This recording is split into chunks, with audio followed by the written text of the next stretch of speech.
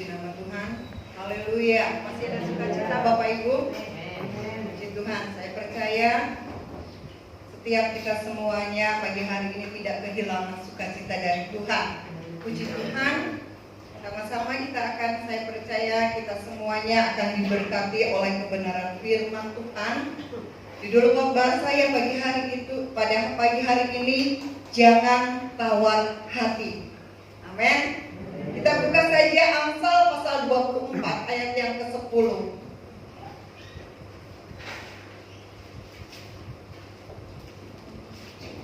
Amsal 24 ayat yang ke-10. Kita akan baca sama-sama ya. Pada hitungan yang ketiga, Amsal 24 ayat yang ke-10. 2, 3. Jika engkau tawar hati pada masa kesesakan, kecilah kekuatanmu. Ulangi lagi. Jika engkau tawar hati pada masa kesesakan, kecilah kekuatanmu. Amin. Semua kita pasti akan diberkati oleh kebenaran firman Tuhan. Bapak Ibu yang kekasih dalam Tuhan, hari-hari ini kita melihat ya, ada banyak hal yang terjadi di sekeliling kita ya. Saya bisa merasakan bahwa hari-hari ini kita menghadapi situasi yang begitu berat ya. Sepertinya mungkin kita menjadi lemah, kita menjadi khawatir, kita menjadi takut, kita menjadi cemas dengan keadaan sekeliling kita ya. Ada banyak yang harus kita hadapi di hari-hari ini. Kita banyak menghadapi persoalan, goncangan, bahkan semua yang terjadi di dunia ini. Rasanya banyak orang, buat saya banyak orang yang sekarang menjadi tawar hati. Tawar hati itu apa sih Bapak Ibu? Tawar hati itu kehilangan semangat. Tawar hati itu kehilangan daya juang. Tawar hati itu sepertinya kita seperti tidak berdaya lagi. Itu yang dinamakan tawar hati. Dan itu saya bisa katakan sangat berbahaya sekali. Karena ketika kita tawar hati, kita akan kehilangan, bisa saja kita kehilangan segala-galanya. Sehingga Amsal katakan, jika engkau tawar hati pada masa kesesakan, kecilah kekuatanmu. Jika engkau tawar hati pada masa engkau menghadapi masalah, pada masa engkau menghadapi goncangan, pada masa engkau menghadapi tekanan, firman Tuhan katakan, kecilah kekuatanmu. Dan pagi hari ini firman Allah datang kepada saya dan saudara. Kenapa kita nggak boleh tawar hati? Kenapa saya dan saudara sebagai anak-anak Tuhan, sebagai orang yang percaya kepada Tuhan tidak boleh tawar hati? Karena Alkitab katakan orang yang tawar hati itu tidak memiliki kekuatan. Firman Tuhan katakan kalau engkau tawar hati, kecilah kekuatanmu. Jadi orang yang tawar hati itu tidak memiliki kekuatan. Orang yang tawar hati bahkan dia kalah sebelum berperang, Bapak Ibu. Dia tidak memiliki daya lagi. Dia sepertinya kehilangan semangat lagi ketika dia tawar hati. Dan firman Tuhan datang pagi hari ini buat saya dan saudara. Ada beberapa hal yang bisa kita menjadi tawar hati, Bapak Ibu. Ada yang membuat kita bisa tawar hati. Tekanan yang datang, masalah yang datang, sakit penyakit yang datang, persoalan yang belum terselesaikan sampai saat ini ya. Hari-hari ini ada banyak orang yang mengalami masalah. Hari-hari ini banyak orang yang mengalami sakit penyakit. Kita lihat di rumah sakit Bapak Ibu. Dan itu bisa membuat saya dan saudara menjadi tawar hati.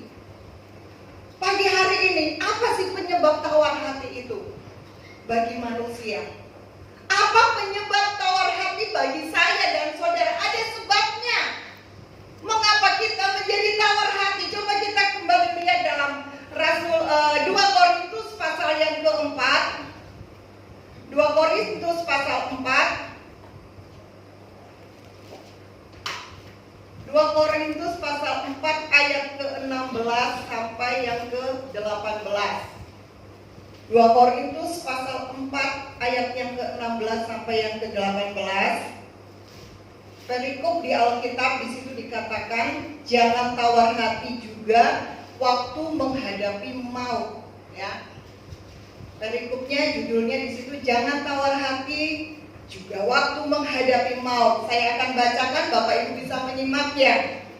Sebab itu kami tidak tawar hati, tetapi meskipun manusia lahiriah kami semakin merosot, namun manusia batiniah kami dibaharui dari sehari ke sehari. Sebab penderitaan ringan yang sekarang ini mengerjakan bagi kami kemuliaan kekal yang melebihi segala-galanya, jauh lebih besar daripada penderitaan kami. Sebab kami tidak memperhatikan yang kelihatan, melainkan yang tidak kelihatan. Karena yang kelihatan adalah sementara, sedangkan yang tidak kelihatan adalah kekal. Amin, Bapak Ibu, ya. Di sini Rasul Paulus berkata, ya, kita tahu Rasul Paulus dalam pengenalannya kepada Kristus, kepada Tuhan, ada banyak masalah yang dihadapi oleh Rasul Paulus. Dia pernah kelaparan sampai terpaksa puasa, ya. Dia pernah mengalami karam kapal, ya. Ada banyak hal yang dialami Rasul Paulus karena pengenalannya kepada Kristus. Tetapi Paulus tidak tawar hati, Bapak Ibu yang kekasih. Rasul Paulus bisa menjadi inspirasi buat saya dan saudara, menjadi contoh, menjadi teladan bagi kita semuanya. Apa penyebab kita menjadi tawar hati? Apa penyebabnya manusia itu bisa tawar hati? Yang pertama, dalam ayat yang ke-16 di sini katakan, sebab itu kami tidak tawar hati, tetapi meskipun manusia lahiriah kami semakin merosot, namun manusia batiniah kami dibaharui dari sehari ke sehari. Yang pertama penyebab manusia bisa tawar hati adalah kita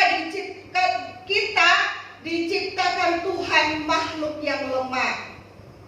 Di sini dikatakan meskipun manusia lahiriah kami semakin merosot, Bapak Ibu.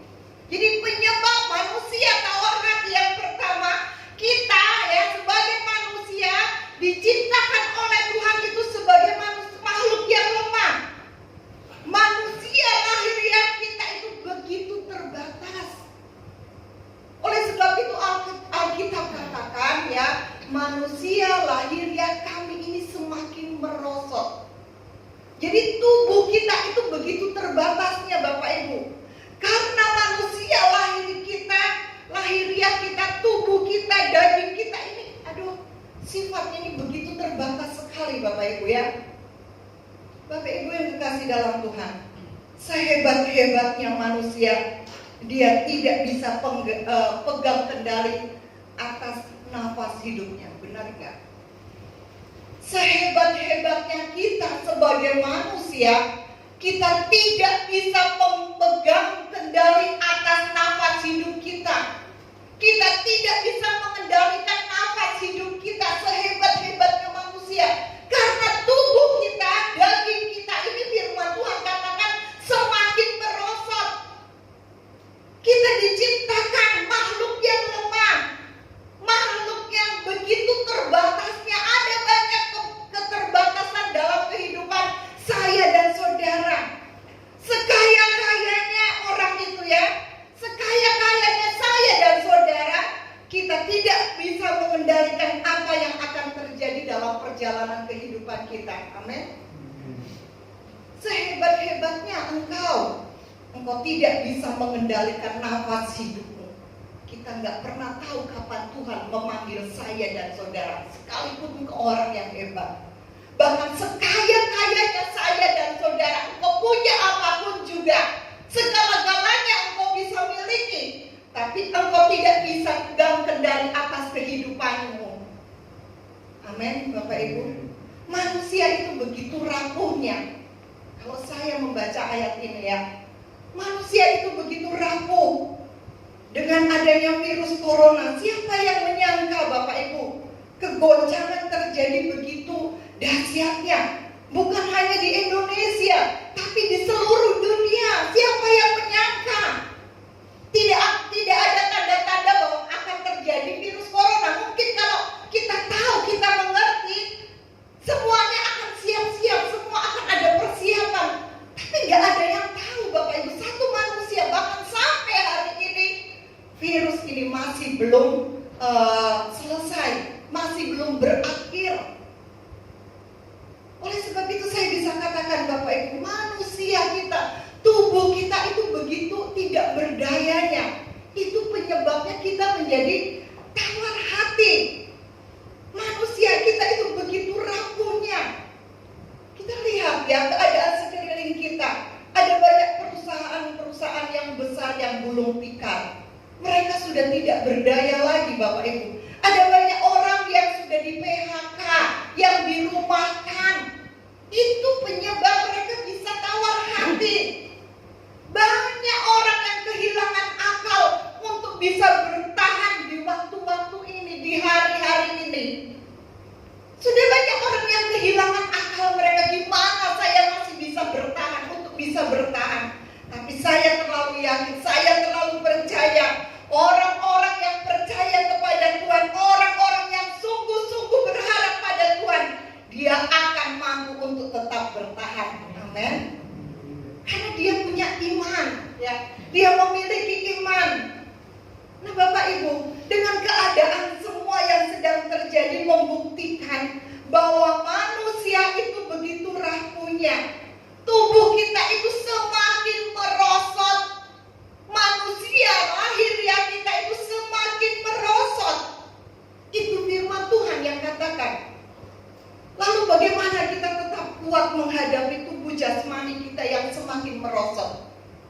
Menjadi pertanyaannya sekarang, gimana caranya kita menghadapi tubuh jasmani kita, daging kita yang semakin merosot ini? Alkitab katakan ya, namun manusia batinnya kami dibaharui dari sehari ke sehari. Maka dari itu Bapak Ibu, mari kita menguatkan manusia batiniah kita. Apa sih manusia batiniah kita itu? Manusia batiniah itu berbicara tentang roh kita. Kuatkan roh kita kepada Tuhan, amin. Kalau roh kita lemah, roh kita tidak berdaya, kita akan gampang tawar hati. Nah mari Bapak Ibu ya, tidak ada jalan lain, tidak ada pilihan lain. Mari kita bangun kembali manusia batiniah kita, sehingga roh kita itu kuat menghadapi apapun juga. Amin. Saudara yang dikasih dalam Tuhan, beberapa hari yang lalu ya, adik saya Nova telepon kepada saya ya, namanya saya kakak yang tertua ya, yang sudah jadi pengganti orang tua ya, namanya adik. Dia curhat begini. Terus saya tertawa Bapak Ibu. Adik saya katakan, opo kue guyu, opo kue ketawa. Saya katakan seperti ini, tidak mau dibawa ketawa, saya bisa stres Pak. Saya bilang, terlalu banyak orang yang konseling sama saya, semuanya mengeluh, semua susah. Semuanya bilang susah, semuanya bilang stres. Jadi saya ketawa. Satu lagi, minggu lalu berturut-turut memang Bapak Ibu ya, ada jemaat juga ya, ada juga yang dari Jawa Tengah, dari Jakarta telepon ya, semuanya minta bantuan doa ya. Saya bilang, Tuhan ya, saya cuma bisa bantu doa Bapak Ibu ya. Secara manusia saya nggak berdaya ya, menghadapi jemaat, menghadapi keluarga. Rasanya saya juga nggak berdaya Bapak Ibu, sehingga ayat ini tiba-tiba muncul dalam benak saya, dalam pikiran saya. Firman ini mengingatkan saya, jika engkau tawar hati, kecillah kekuatanmu, engkau gak akan berdaya. Sehingga ketika ayat ini datang dalam kehidupan saya, iman saya sepertinya bangkit kembali Bapak Ibu. Saya dibangkitkan lagi. Sehingga ini saya bagikan kepada Bapak Ibu sekalian. Kalau engkau tawar hati, kecillah kekuatanmu. Karena daging kita, tubuh kita ini memang benar-benar gak berdaya Bapak Ibu ya. Nah, untuk kita supaya kita kuat, untuk supaya kita gak tawar hati, mari pilihannya tidak ada pilihan lain, tidak ada jalan lain ya. Kita harus memperbaharui dari sehari ke sehari manusia batinnya kita, roh kita dibaharui sehari ke sehari. Amin. Karena semuanya akan berlalu ya. Dan firman Tuhan tinggal tetap. Amin. Baharui, mari baharui dari sehari ke sehari. Berdoa terus, jangan putus-putusnya Bapak Ibu. Baca firman, berdoa, itu akan memperbaharui roh kita. Saya kalau baca firman sekarang ya, seorang diri, saya baca firman itu enggak baca dalam hati, enggak ya. Enggak Bapak Ibu, tapi saya berusaha baca mengeluarkan suara dan itu didengar oleh telinga saya sendiri. Sehingga ketika saya baca, saya katakan, jika engkau tawar hati, maka kecillah kekuatanmu. Itu saya dengarkan di telinga saya sendiri Bapak Ibu. Enggak cukup dalam hati, itu saya biasakan ya.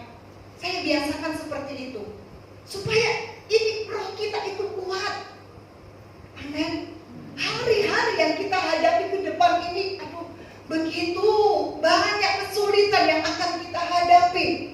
Kalau engkau tidak persiapkan diri dari sekarang, engkau gak akan mampu, engkau akan tawar hati, engkau akan tidak berdaya, engkau akan lemah. Tapi mari pagi hari ini, jangan engkau tawar hati. Sekalipun manusia, lahiriah kita semakin merosot, tapi Tuhan katakan, Tuhan memperbaharui manusia batinnya kita dari hari ke sehari.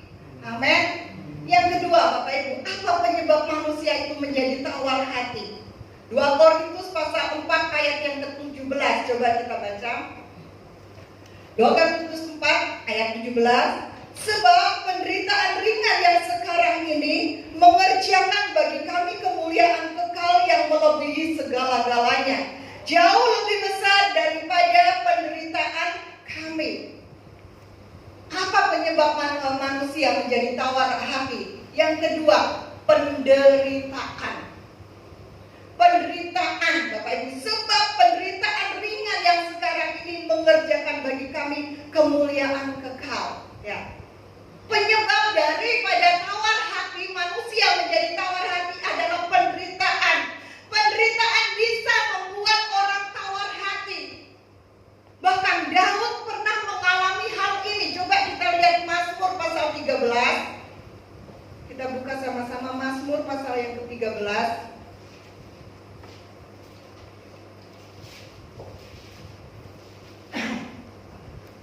Mazmur pasal 13 ayat yang kedua sampai yang ketiga.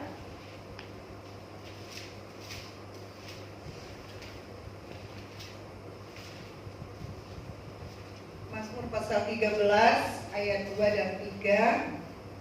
Ya, saya akan bacakan. Berapa lama lagi Tuhan kau lupakan aku terus-menerus? Berapa lama lagi kau sembunyikan wajahmu terhadap aku? Berapa lama lagi aku harus menaruh kekhawatiran dalam diriku dan bersedih hati sepanjang hari? Berapa lama lagi musuhku meninggikan diri atasku? Pandanglah kiranya, jawablah aku ya Tuhan Allahku. Buatlah mataku bercahaya supaya jangan aku tertidur dan mati. Penderitaan bisa membuat orang tawar hati. Kita dilihat di sini contohnya daripada Daud ya. Kita lihat di sini Daud. Daud katakan, Tuhan berapa lama lagi kau lupakan aku? Kadangkala ketika kita hadapi penderitaan yang sepertinya tidak ada akhirnya ya. Kadangkala kita berpikir Tuhan sudah meninggalkan kita. Kadangkala kita berpikir bahwa Tuhan sudah melupakan saya. Kadangkala kita berpikir bahwa Tuhan itu tidak ada.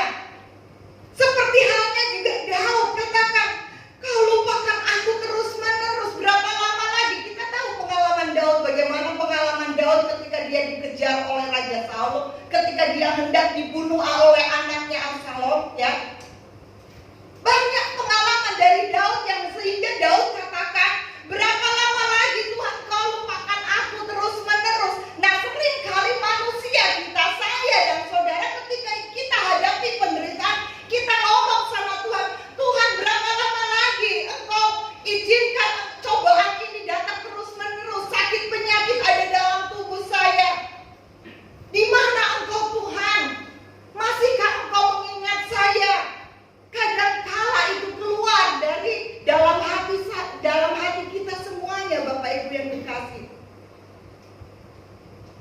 Nah, pagi hari ini Bapak Ibu, ketika engkau diizinkan Tuhan alami penderitaan, jangan biarkan hatimu menjadi tawar. Amin. Jagalah hatimu dari segala kewaspadaannya, ya. Tuhan bilang jagalah hati, ya.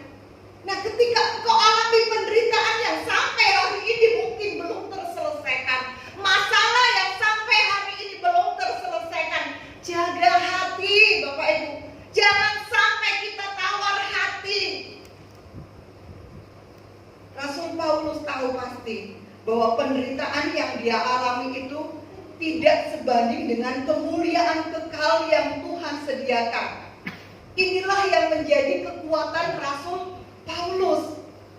Nah, Bapak Ibu, kita lihat di sini Daud, ya. Ayat yang ketiga katakan, berapa lama lagi aku harus menaruh kekhawatiran dalam diriku dan bersedih hati sepanjang hari. Berapa lama lagi musuhku meninggikan diri atas aku. Orang yang tawar hati itu seringkali dia berpikir bahwa Tuhan sudah melupakan dia. Ketika engkau hadapi tawar hati itu sama halnya engkau tidak beriman. Camkan ini Bapak Ibu. Ketika kita tawar hati itu sama halnya kita tidak memiliki iman.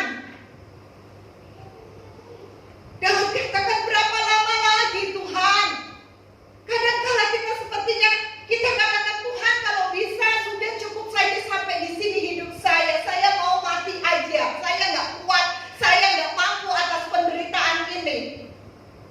Sering kali kita berpikir sedemikian rupa, Bapak Ibu yang kekasih. Tapi firman Tuhan ingatkan saya dan saudara pagi hari ini, ya. Jangan engkau tawar hati. Dengan adanya penderitaan yang sedang kita hadapi, penderitaan yang sedang kita alami di hari-hari ini, jangan engkau tawar hati. Dan Rasul Paulus mengingatkan saya dan saudara, Rasul Paulus di sini tahu pasti bahwa penderitaan yang dia alami itu tidak sebanding dengan kemuliaan kekal yang Tuhan sudah sediakan buat saya dan saudara. Amin. Inilah yang menjadi kekuatan daripada Rasul Paulus. Tawar hati hanya akan membuat kita semakin lemah dan semakin tidak berdaya, ya. Sehingga tadi kita diingatkan terus, ya, jangan tawar hati. Kecil, kekuatan kita akan menjadi kecil. Sebaliknya hadapilah masalah dengan penuh iman. Jangan hanya karena masalah yang bertubi-tubi datang dalam kehidupan saya dan saudara, akhirnya kita mundur dari Tuhan. Bahkan lebih tragisnya kita tinggalkan Tuhan. Saya dan saudara akan rugi besar, ya. Roma 8 ayat 18 katakan, penderitaan zaman sekarang ini tidak dapat dibandingkan dengan kemuliaan yang akan dinyatakan kepada saya dan saudara. Amin. Nah, Bapak Ibu yang kekasih dalam Tuhan, bahkan Tuhan katakan, bukankah pencobaan yang kita alami itu tidak melebihi kekuatan kita? Amin. Coba kita lihat 1 Korintus 10 ayat yang ke-13. 1 Korintus 10 ayat yang ke-13. 1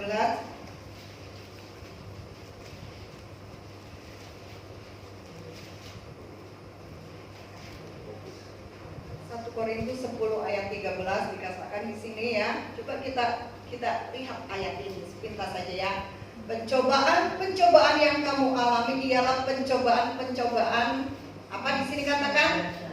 Biasa, ya, yang tidak melebihi kekuatan manusia. Nah, ya.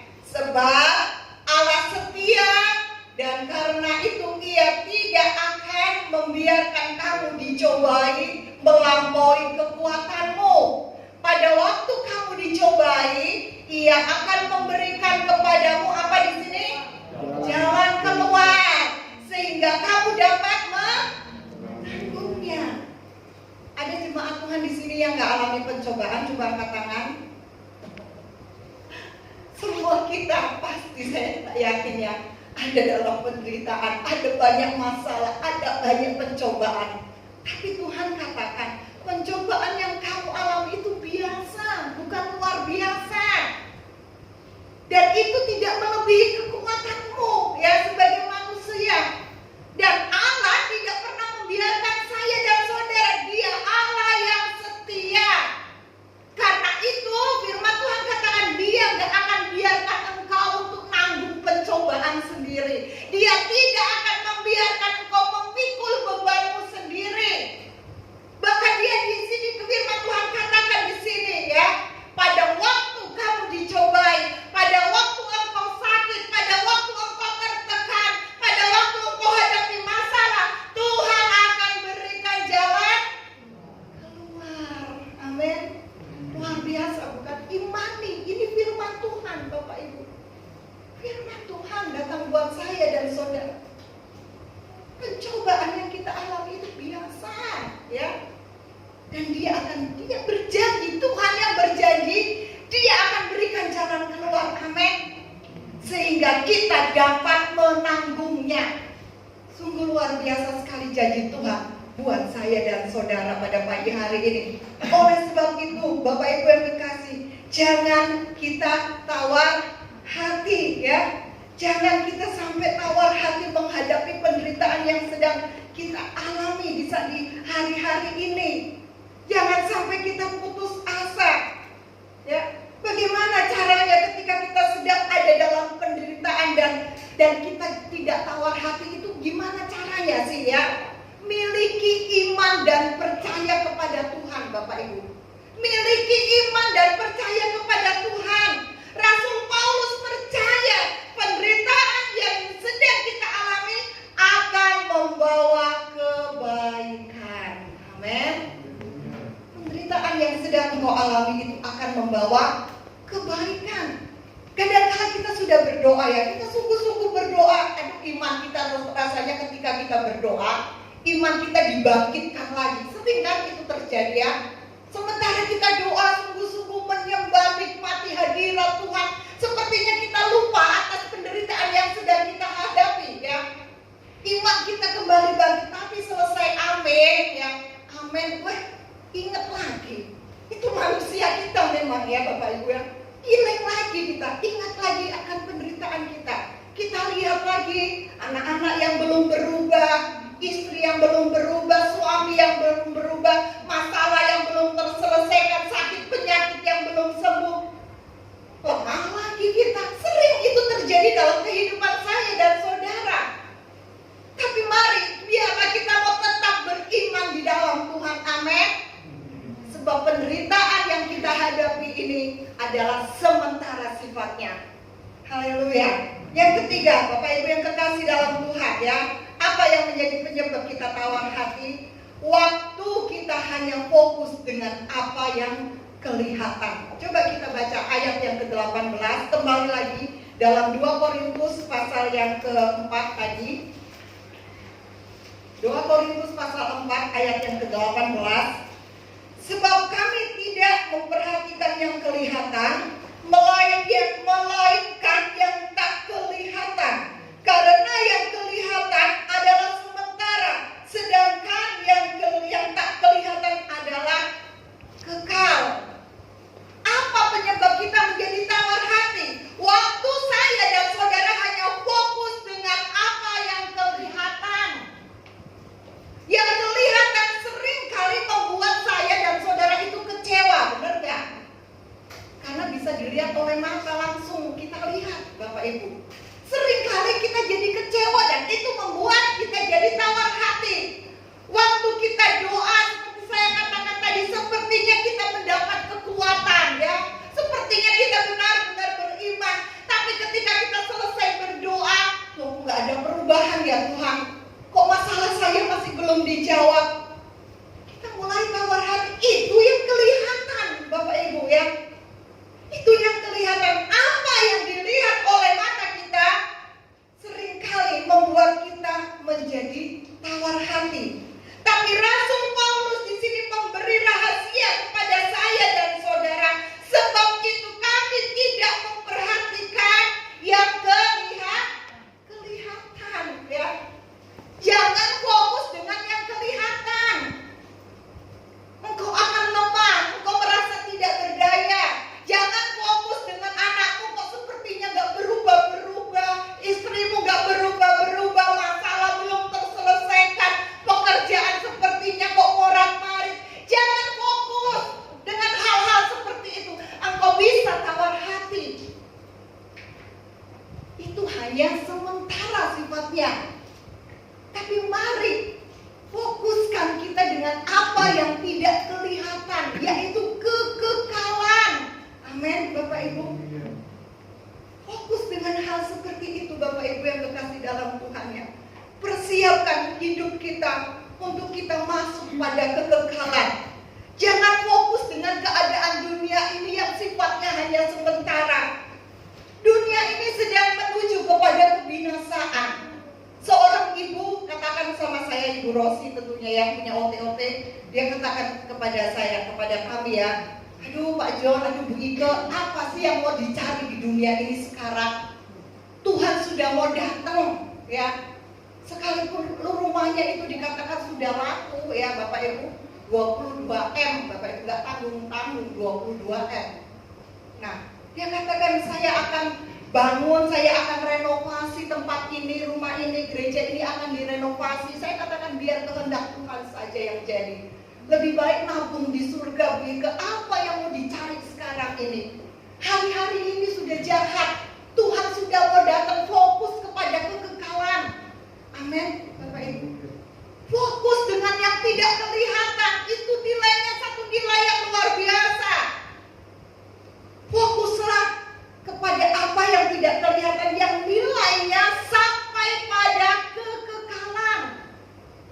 Saya bersyukur pagi hari ini Bapak Ibu masih datang beribadah kepada Tuhan. Tuhan masih bisa beri, Tuhan masih berikan kita anugerah, kita sehat.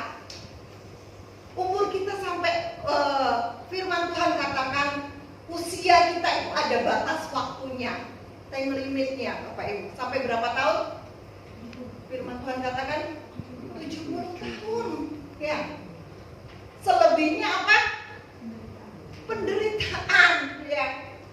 Jadi mari gunakan waktu ini, fokus kepada satu nilai, yaitu kekekalan. Jangan fokus dengan keadaan dunia ini. Jangan fokus dengan masalah-masalah yang sedang kita hadapi di hari-hari ini. Engkau akan lemah, engkau akan menjadi tawar hati. Tapi mari Rasul Paulus katakan, biarlah kita fokus kepada nilai yang membawa satu kekekalan dalam kehidupan saya dan saudara. Mari ya, saya tekankan kepada Bapak Ibu, ketika engkau diizinkan Tuhan alami penderitaan, pagi hari ini jaga hatimu, jangan sampai engkau tawar hati. Amin.